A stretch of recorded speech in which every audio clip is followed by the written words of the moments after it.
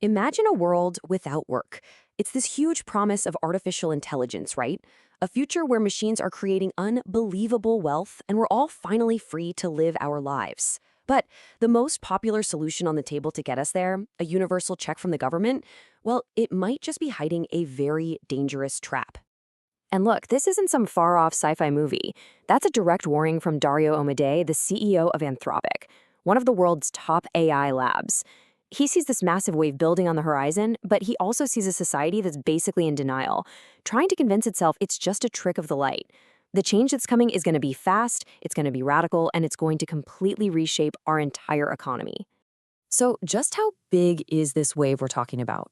Well, some experts are predicting that within the next decade or so, up to 80% of the jobs we have today could either be totally replaced or just fundamentally changed by AI. And we're not just talking about factory jobs anymore. We are talking about cognitive, white-collar work, the very foundation of our entire middle class. But here's the scary part. Our system is way more fragile than you'd think. We don't even need to hit that 80% unemployment mark for the whole thing to just break. The real tipping point is much, much lower, and it exposes a massive design flaw in how our modern society is built. And this, right here, lays the problem bare. Our entire social safety net, healthcare, pensions, unemployment benefits, all of it is built on one single pillar: taxes from people working. About 90% of state funding comes directly from us having jobs. So what do you think happens when that pillar starts to crack?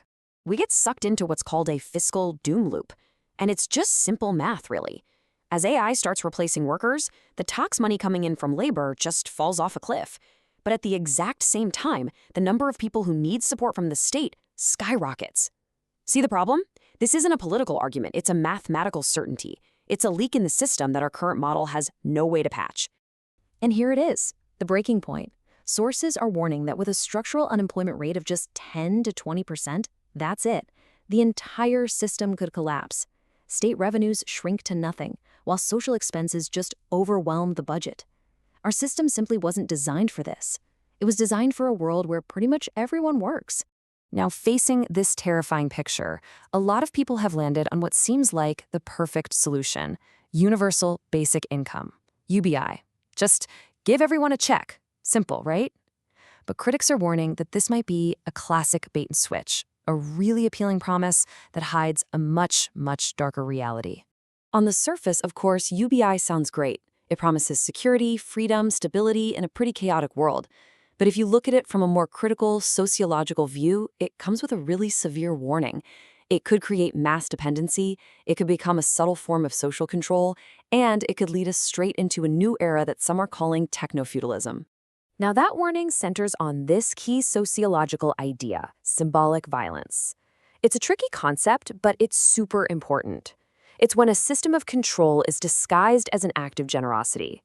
Critics argue a state-funded UBI could do exactly this. It offers you a check to survive, which feels like a gift, but in exchange, it might cement a new social hierarchy, creating a permanent, pacified underclass that has no real power or ability to change their situation. So let's really break down those risks, one by one. A simple state handout could create a permanent dependent class with zero path for upward mobility. It strips people of their last form of economic leverage, the power to withhold their labor. It also does absolutely nothing to solve the huge identity crisis that's coming when work, which gives so many people meaning, just disappears. And it could even be weaponized to break unions and silence any dissent. And all of this forces us to ask a much bigger, more fundamental question. The problem isn't just about how to replace a paycheck. The real conversation we need to be having is about the nature of economic power itself in a world after work.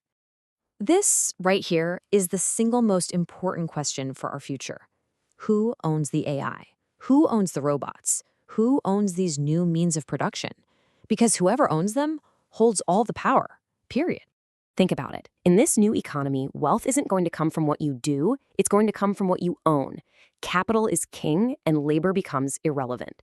So if we actually want a future with widespread prosperity and not just widespread dependency, then the only thing that matters is making sure that everyone gets a real stake in that new capital. So what's the alternative to this charity model? Well, it's about shifting our entire way of thinking, moving from a welfare state to an ownership society. It's about getting a dividend, not a handout. So to be crystal clear, UBI in its basic form is just a transfer payment.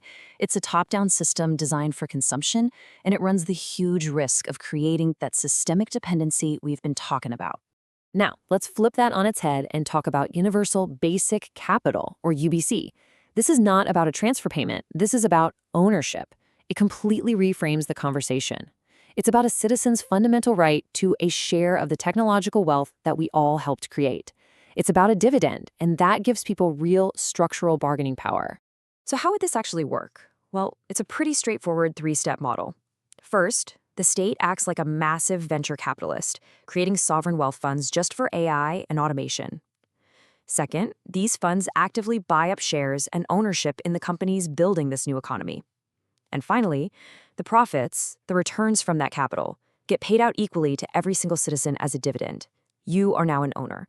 And if this whole thing sounds like some kind of pipe dream, I've got one word for you: Norway.